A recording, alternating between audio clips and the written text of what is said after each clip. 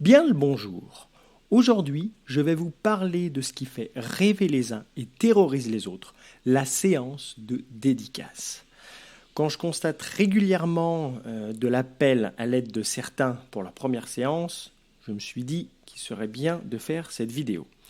Alors attention, comme d'habitude, tout ce que je vous dirai n'est pas à prendre pour argent comptant. Ce ne sera que mon point de vue basé sur mes expériences personnelles. Qui plus est, je vous parlerai de manière assez générale. Je mélangerai parfois les dédicaces en librairie et en salon. C'est une organisation légèrement différente, mais ça se rejoint. Alors, d'abord, c'est quoi une séance de dédicace? Alors moi, je suis une superstar. J'ai écrit un livre sur la métamorphose des cloportes des bas-fonds parisiens qui, je vous laisse à rêver, qui est un beau jeune homme du 8e arrondissement perdu au milieu de ses nombreuses conquêtes. J'arrive donc à la librairie en limousine. Une queue de milliers de personnes m'attend depuis déjà des heures sous un soleil de plomb. Des pancartes géantes de moi, et rien que de moi, se dressent de partout. Ah, que je suis beau. Je suis accueilli avec champagne et foie gras par l'équipe du magasin, qui ont des paillettes plein les yeux. Lorsque les portes s'ouvrent, les fans en furie se jettent sur moi et me vénèrent toute la journée durant. Le soir, je rentre avec au moins 4 d'entre elles sous le bras, dont une libraire. Bon, si en tant qu'auteur inconnu, vous pensez que ça se passera comme ça, retournez voir vos parents pour la leçon d'humilité et ne prenez même pas la peine d'écouter la suite. Quoique, non, c'est absolument tout l'inverse. Vous êtes une jeune auteure, autrice. Alors oui, c'est l'avantage de débuter dans ce métier, c'est que les gens nous traitent tous de jeunes. C'est assez plaisant, surtout quand on passe un certain âge. Bon, oui, et j'ai dit jeune avec mon accent lyonnais et... Yeah. Bon, il faut plutôt voir une séance de dédicace comme de la vente. Il faut être très actif. Préparez-vous à faire de la route tôt le matin, j'y reviendrai pour le où, à prévoir votre casse-dalle et surtout prévoyez beaucoup, mais alors beaucoup, de patience. Vous allez devoir user de tous vos talents pour attirer les gens. Si je devais résumer les dédicaces en 4 mots, Momo, Momo. Voilà, c'est fait. Non, ce serait patience mentale, opiniâtreté et plaisir. Le plaisir. Alors pourquoi faire des séances de dédicaces? Pour 3 raisons. Pour vous faire connaître, pour vous faire plaisir, comme je le disais, et puis pour vendre. Il faut bien. Il faut savoir que les séances de dédicaces sont le moyen de vous faire connaître. C'est avant tout de la promotion. Selon le lectorat que vous avez, Internet pourra vous être très précieux, mais les dédicaces sont universelles à tous les types de livres. La plupart de mes réels et bons contacts se sont faits en librairie et en salon. C'est un moment d'échange, de partage et de plaisir. Le plaisir, c'est là le plus important. Vous êtes là pour parler de votre création, du fruit de votre labeur. Toutes les créations n'ont pas le droit au même traitement. Franchement, personnellement, quand je fais mes travaux, quand j'ai monté mon mur, etc., j'en ai bien bavé, je ne vais pas aller poser un stand d'expo à Gédimat et clamer haut et fort, regardez, j'ai posé un super mur, j'ai machin, le mortier et tout, j'en ai bavé, c'était génial, c'est merveilleux, il est tout lisse. Non. Donc, pour la littérature, transmettez votre passion, votre énergie, votre enthousiasme. C'est que du bonheur, franchement. C'est ma que fais l'amour à ta passion. Transmettez tout ça, votre jovialité, et tout ça, ça va attirer les gens. La bonne humeur attirera bien plus les gens que de la morosité.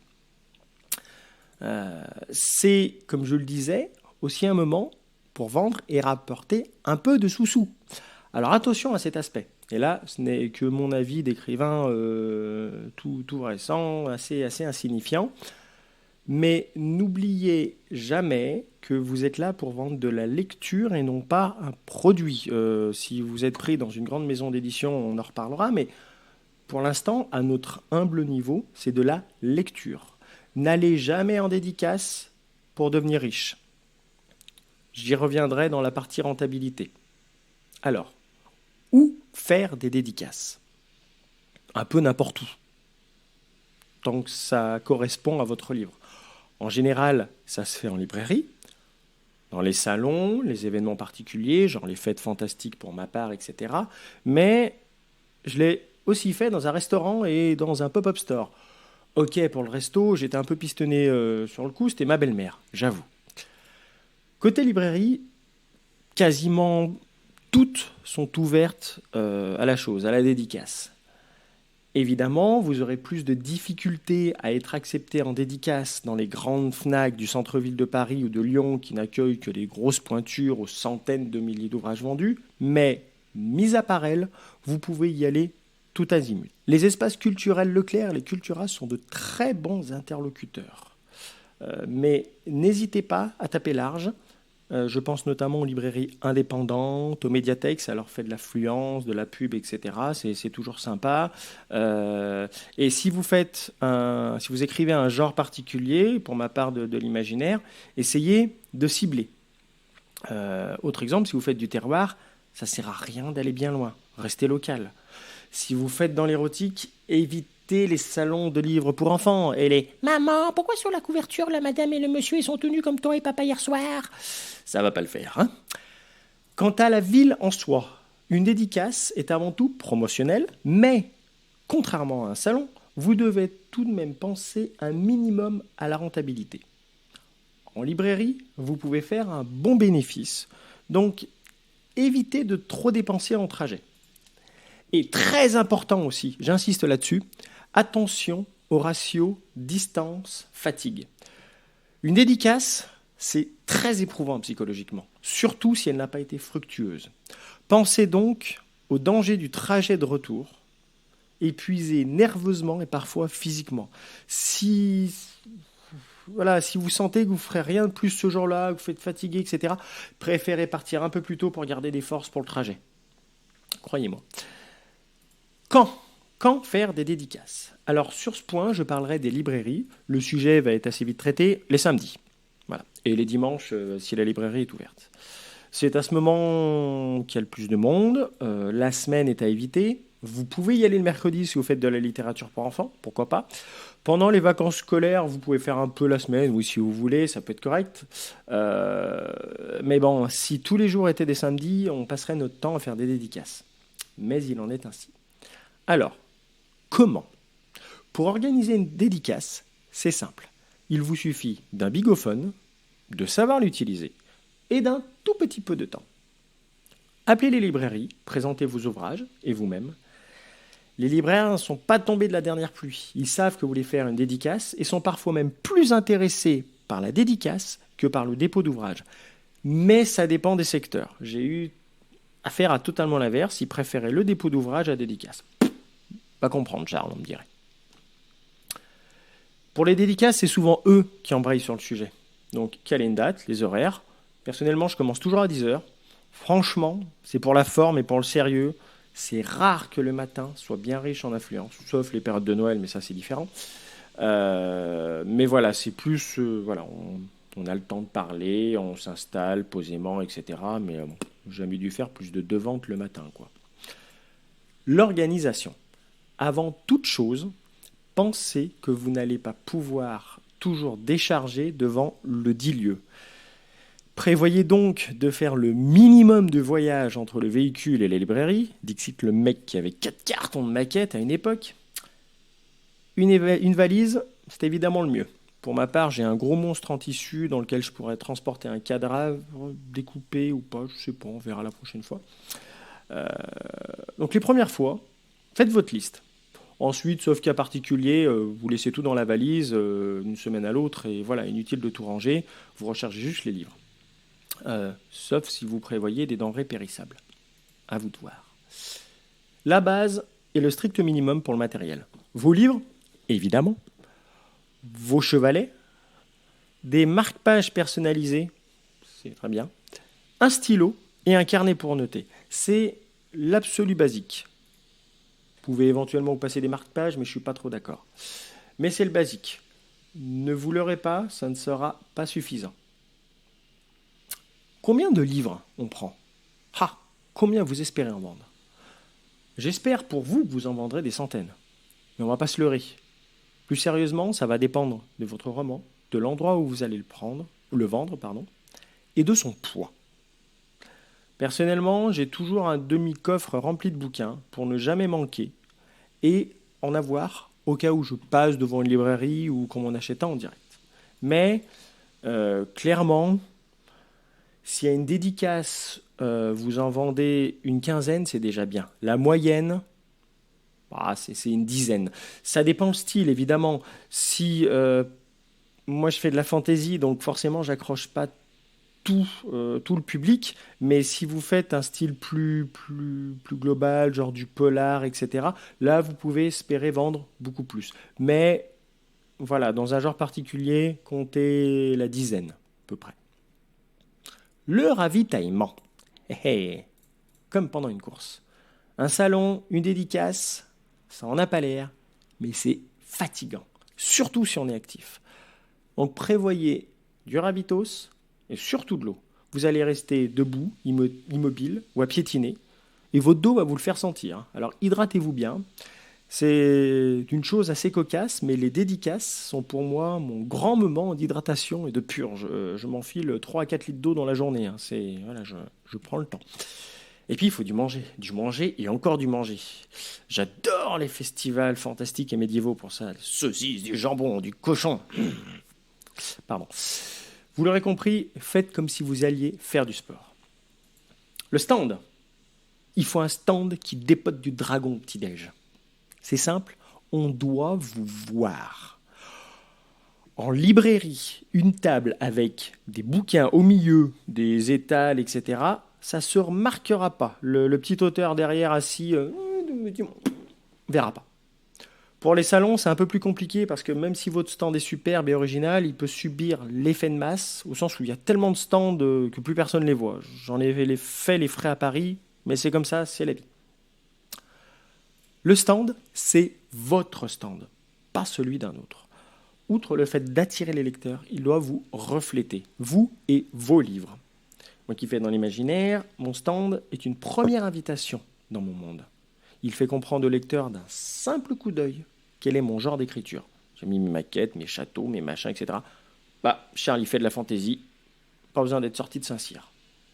Sur le quoi, faites à votre guise aussi. Copiez, inspirez, innovez. Usez de tous vos talents, que d'autres n'ont pas. Vous êtes écrivain, donc créateur, artiste. Créez.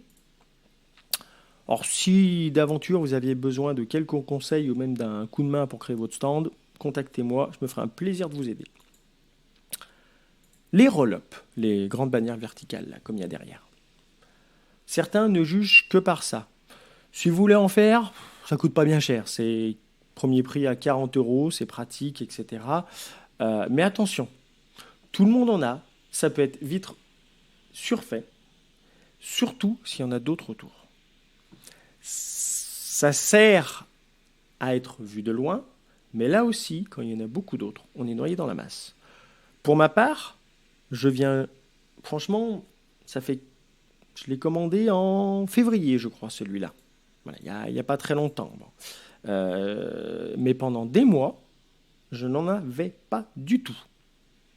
Mes maquettes ont toujours fait très bien leur travail pour attirer les lecteurs et les immerger dans mon univers. Le roll-up, c'est un plus. Ça me permettait de fermer, de combler les stands qui étaient vraiment dans des box pour les festivals. Mais ça, c'est que mon avis personnel. Pensez aussi qu'un roll-up peut être difficilement posé en librairie. Selon l'endroit où vous êtes, on va peut-être pas vouloir que vous cachiez ce qu'il y a derrière vous. Ça dépend. Alors, j'en parlais tout à l'heure, le marque-page. Absolue nécessité. C'est votre carte de visite, ni plus ni moins. Personnellement, je les offre. Si vous souhaitez les vendre hors vente de livres, donc hors librairie évidemment, c'est à votre guise, mais je vous le déconseille. Ça a un coût dérisoire, ça doit être peut-être 25 ou 30 € les 1000. Ça vaut pas forcément le coup de passer pour un marchand de tapis et à vouloir vendre tout ce qu'on a pour récupérer des sous. Mais ce n'est là que mon opinion. Prenez un deuxième stylo, au cas où le premier lâche. Un carnet pour à minima noter les prénoms un peu compliqués pour éviter les fautes d'orthographe pendant la dédicace, quand vous faites la dédicace de l'ouvrage. Vous pouvez aussi l'utiliser pour noter les adresses mail de vos lecteurs que vous utiliserez pour vos newsletters. Vous pouvez noter vos stats de vente. J'ai vendu tant, etc. C'est très pratique surtout pour faire le compte à la fin avec le libraire. Et puis vos idées. Parce que des fois, on vous parle d'un truc, ça vous fait penser à autre chose, ou des fois pendant un petit moment, il n'y a personne, etc. Vous réfléchissez, vous notez des trucs, donc voilà. Mais ça, c'est plutôt la partie écriture. Ayez toujours de quoi noter, de manière générale. Ayez votre propre nappe, de préférence la plus grande possible. Ça ne vous coûtera pas tellement plus cher. La mienne fait 3 mètres sur 2, j'ai de la marge, comme ça, si je suis sur une grande table, c'est bien. Si je suis sur une plus petite, je peux la plier, je suis tranquille. J'ai aucune mauvaise surprise. Prévoyez une décoration modulable. Vous n'aurez jamais une table de la même taille d'une dédicace à l'autre. Moi, j'ai 3 maquettes modulables. Je les pose selon les cas. Des fois, j'en mets qu'une, etc. J'ai 2 cartes du monde, une au format A3 et l'autre au format A4. Scotch, ciseaux, etc. Ça aussi, c'est utile. Et enfin, le must-have pour les salons, le lecteur de carte bleue. J'utilise SumUp, mais il y en a d'autres. Les Français sont parmi les plus gros utilisateurs de CB au monde. À mon premier salon, je ne le savais pas. J'avais dû prévoir 50 ou 100 euros de monnaie. Échec critico-épique, le méga fail. Ayez toujours quelques euros, monnaie, mais surtout la CB. Rares sont ceux qui ne payent en espèces. C'est rare. C'est soit le CB, soit le chèque. Le chèque est c'est assez souvent qu'on paye en chèque parce que je donne un livre que j'ai signé et en échange, le lecteur aime me donner aussi quelque chose qu'il a signé. Ça a un côté symbolique. Le libraire est votre ami. S'il a accepté de vous accueillir en dédicace, c'est pas pour vous mettre des bâtons dans les roues, bien au contraire.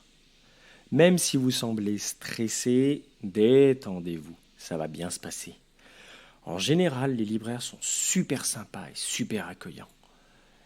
On a plus d'affinité avec certains, ça reste des relations humaines, mais sincèrement, je suis jamais tombé sur un abruti et un malotru. J'ai toujours à minima apprécié mes échanges avec eux, et même avec certains, c'est devenu des amis, clairement. Il peut arriver que le jour J, vous tombiez sur un mal luné. Ça peut arriver. Ça m'arrivera certainement, mais détendez-vous, ça reste toujours super cool. N'oubliez pas aussi que c'est le libraire qui va vendre vos ouvrages que vous aurez déposés après. Si vous faites le super connard, excusez-moi du terme, il ne vous les conseillera jamais. Plus c'est détendu, mieux c'est. Donc quand vous arrivez, prenez le temps de vous installer. En vérité, rien ne presse. Même si vous arrivez à la bourre à un salon, on n'est jamais vraiment en retard, sauf si vous arrivez évidemment 5 heures à la bourre, mais c'est pas parce qu'ils disent 9 heures l'arrivée, machin, etc. Si on a quelques minutes de retard, etc., c'est pas très grave. De toute façon, c'est sur des journées entières, des week-ends entiers, donc il y a le temps. Voilà. Restez toujours humble. Prenez ce qu'on vous offre. Si la table est trop petite ou si l'emplacement pas merveilleux, demandez poliment un changement. Parfois c'est possible, parfois non. Adaptez-vous. Toujours dans la bonne humeur et le sourire. Même si on a des cernes de 10 cm de profondeur. Bon. Niveau placement, la préférence est évidemment devant l'entrée du magasin, mais tout dépend de sa configuration et de l'emplacement des rayons livres. Ils sont tous différents. Personnellement, quand le rayon de son genre est proche de l'entrée, c'est très bien. Mais ça dépend. Donc pendant la dédicace, n'ayez point peur, mes amis. Tout va bien se passer. Et tout s'est bien passé après, non? Nous savons tous que la première fois, c'est douloureux. Mais rapidement, on adore ça. Oui, oui, je parle bien des dédicaces. Votre stand est installé.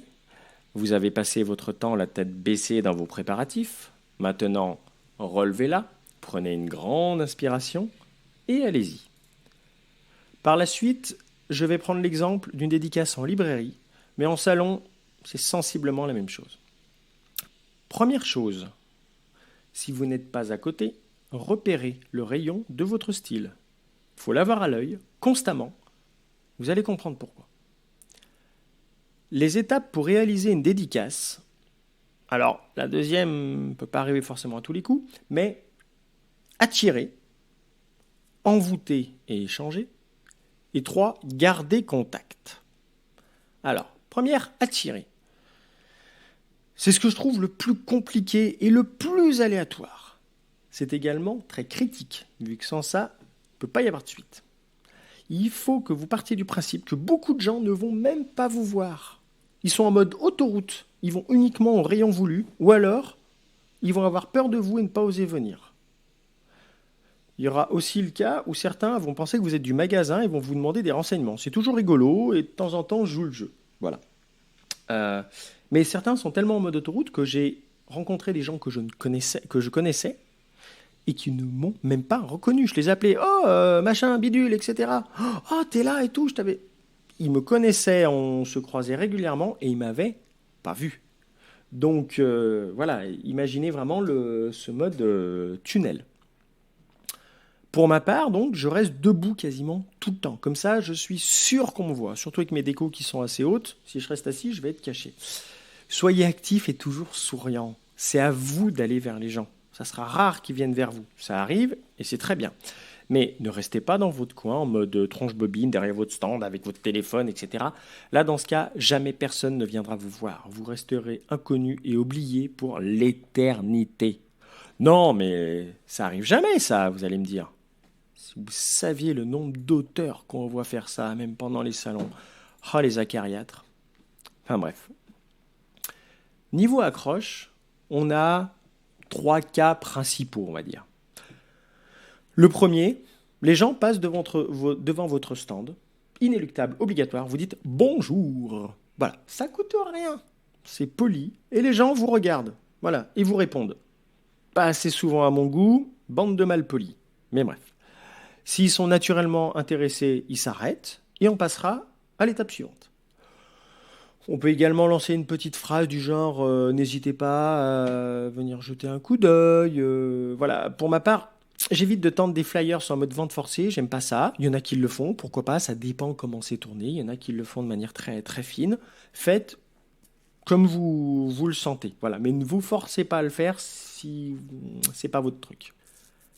Avec un peu d'expérience, d'un simple regard, on sent rapidement si les gens peuvent être accrochés ou non. Dans tous les cas, n'insistez jamais. Le deuxième cas d'accroche, les férus de votre genre. Voilà pourquoi je vous disais de repérer le rayon de votre style de littérature. Si vous voyez quelqu'un traîner un peu trop dans le rayon, invitez-le poliment à venir vous voir, prétextant que s'il est intéressé par cette littérature, il pourra peut-être trouver son bonheur à votre table. Attention aussi, prudence avec ce cas. Ne faites pas les bourrins, ne sautez pas sur tout ce qui bouge dans ce rayon-là. Attendez, observez, ziottez comment la personne regarde et cherche. Si c'est juste comme ça, vite fait, laissez tomber. Mais si elle commence à feuilleter, etc., allez-y. Dans mon cas, la fantaisie est un genre un peu étrange pour beaucoup. Je le remarque rapidement, surtout quand la personne commence à feuilleter du Tolkien ou du Martin. Pardonnez-moi ce terme, mais c'est ce que j'appelle du pain béni. Voilà. Mais n'insistez jamais, parlez très brièvement, humblement. S'ils sont intéressés, ils vont vite venir vous voir, vous inquiétez pas. Le troisième cas, c'est le plus rigolo, les timides. C'est assez cocasse. C'est ceux qui veulent venir vous voir, mais qui n'osent pas. On les remarque facilement, ils tournent autour des rayons, aux alentours, parfois ils vous jettent de brefs regards, etc. Mais c'est retenu. Dans ce cas, faites simple, vous leur souriez et vous leur faites signe de venir. Ça donne des échanges assez sympathiques et même les férus du genre sont parfois très, très timides. Alors, la deuxième étape, après l'accroche, c'est envoûter et échanger. C'est là où la magie doit s'opérer. Parlez avec la personne. Elle peut entamer la chose en vous posant plein de questions. Peut-être que vous n'aurez jamais à dérouler votre pitch, mais soyez vous-même. C'est à ce moment que vous parlez de votre passion. Pour de la fantaisie, c'est pas difficile de faire rêver. Pour les autres styles, vous savez mieux que moi sur quel point appuyer. Quant au pitch, ou l'argumentaire, etc. Ah, le pitch. Vous savez quoi? Eh bien, la personne pour laquelle il est plus difficile de parler de son ouvrage, c'est l'auteur lui-même. Je n'ai jamais réussi à pondre un pitch tout seul. Surtout pour mon premier pavé. On ne sait jamais par quel bout commencer. Réellement, vous utiliserez les mots et idées et des critiques et des nombreux retours que vous avez eus. Les perceptions, les points forts remontés, parfois aux antipodes de ce que vous imaginiez, les points faibles. Voilà. Chaque fois, vraiment, j'étoffe davantage mon pitch. Au départ, c'était alors que dire c'est un roman de fantaisie, il y a plein d'histoires, des batailles, des monstres, boum boum. Voilà. Et maintenant, on n'arrête plus d'en parler. J'ai pris les idées à droite à gauche, etc. Et j'essaye de le faire sans spoiler aussi. Comme je vous le disais, transmettez votre passion, votre enthousiasme, votre énergie. Parfois, on parle même pas du bouquin. Et de tout et rien, des vies, des passions, des envies, des machins. Et sincèrement, c'est bien souvent, les gens prennent votre livre parce qu'ils vous ont rencontré. Le livre, dans ces cas-là, plaît parce que l'auteur a plu. Bon, ok, un BG comme moi, pas difficile. Pardon. Passez du temps avec les lecteurs. C'est là le réel plaisir des dédicaces. C'est ces échanges.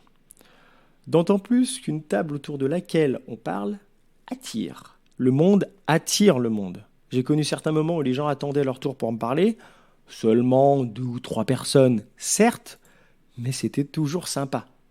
Et puis, si le livre ne tombe pas, c'est pas grave. Vous avez passé un bon moment avec la personne, c'est toujours plaisant, et vous en aurez certainement appris long sur d'autres choses. Troisième étape, peut-être la plus importante, gardez contact.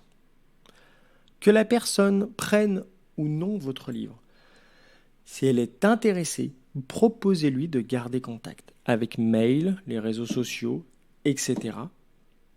Là, le marque-page peut être utile, parce qu'elle a votre marque-page, elle a votre nom, elle s'en souvient. Bon, il se perd souvent, hein, faut admettre la chose. Mais là, votre calepin va servir, parce que là, la personne va noter son email. Le seul hic, c'est la recopie des emails. Il faut souvent décrypter les écritures. Alors, si jamais vous avez une tablette qui tourne bien, qu'ils l'écrivent eux-mêmes sur la tablette, sur une fiche Excel, etc. Au moins, c'est clair et c'est rentré beaucoup plus facilement. Les contacts, c'est une des raisons pour lesquelles on fait des dédicaces et des salons. Ensuite, les statistiques de vente. Vous pouvez, sur ce calepin, marquer brièvement à qui et quand vous avez vendu, endroit, date, heure, âge, sexe, livre, amateur du genre ou non. Ça permet d'avoir une idée plus claire sur son lectorat, du moins réduit à ceux qui se déplacent en librairie. Et quant aux heures, je le faisais un peu au début comme ça pour voir, et il s'avérait que entre 13 et 15, j'avais beaucoup plus de monde qu'entre 15 et 17, et il y avait un sursaut après, parce que c'était pas la même clientèle qui venait. Alors je liais pas, je vous rassure, hein, je ne liais pas les stats de vente aux emails, etc. Ça, je m'en fichais. Hein. J'essaye de respecter un maximum les vices et les méandres de la RGPD. Voilà, hein. Ouais, vous avez compris comment ça se finit. La signature, la dédicace. 2 cases présentes. Vous parlez très peu avec la personne qui prend votre ouvrage, parce qu'elle est pressée ou X raison. Dans ce cas, prévoyez une liste de dédicaces un peu standard à dérouler. Faites simple. Deuxième cas, vous avez le temps d'échanger. Essayez alors, lors de la conversation, de capter une petite particularité, un goût propre au lecteur. Par exemple, il vous dit, moi j'aime bien beaucoup manger, etc. J'adore quand ça parle de bouffe. Bah, qu'à cela ne tienne, vous pouvez lui dédicacer quelque chose du genre, un machin, le bon vivant dévorant des dragons au petit déjeuner. Si vous sentez d'humeur, créez, imaginez, innovez. La rentabilité. Parlons pognon maintenant, hein. Je vais commencer par les gros salons. Réellement, les gros salons à plusieurs centaines d'euros la table et souvent à l'autre bout de la France, n'imaginez même pas être rentable financièrement, loin de là. Faites un rapide calcul et vous comprendrez combien vous devrez vendre de livres pour être rentable, transport et hébergement compris. Au mieux, vous arriverez à rentrer dans vos frais, mais n'imaginez même pas vous faire des bourses en or. Non, les gros salons, ce genre d'événement, il faut y aller pour la promotion, pour être présent, pour se faire connaître. C'est leur véritable rentabilité. Ça vous ouvre des portes extraordinaires. Il faut être là, présent et patient. Alors, petite exception pour ma part, étant lyonnais, je suis allé à Yggdrasil. Là, c'est génial, c'est juste à côté de chez moi, les frais sont ultra réduits et j'ai vendu comme jamais j'ai vendu, mais c'est juste extraordinaire ce salon. Ça a été l'exception, parce que d'autres m'ont coûté beaucoup plus cher. Voilà. Pour les petits salons, à 20 ou 30 euros la table, et les dédicaces en librairie, alors en moyenne, les libraires prennent 30% de marge. Si un libraire vous demande plus de 35%, ronchenez et négociez, et s'il ne veut pas changer d'avis, faites-le pas. Pensez bien à vous mettre d'accord avant la dédicace. C'est en librairie qu'on peut espérer faire des bons bénéfices de vente, sans trop de charges.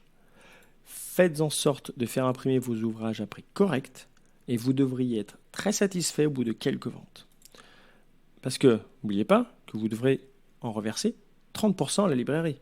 Donc si votre éditeur ou votre imprimeur vous fait les livres à 70% du prix de vente, vous le fuyez. Faites le calcul, vous allez y perdre de l'argent, quoi qu'il arrive, à aller faire une dédicace.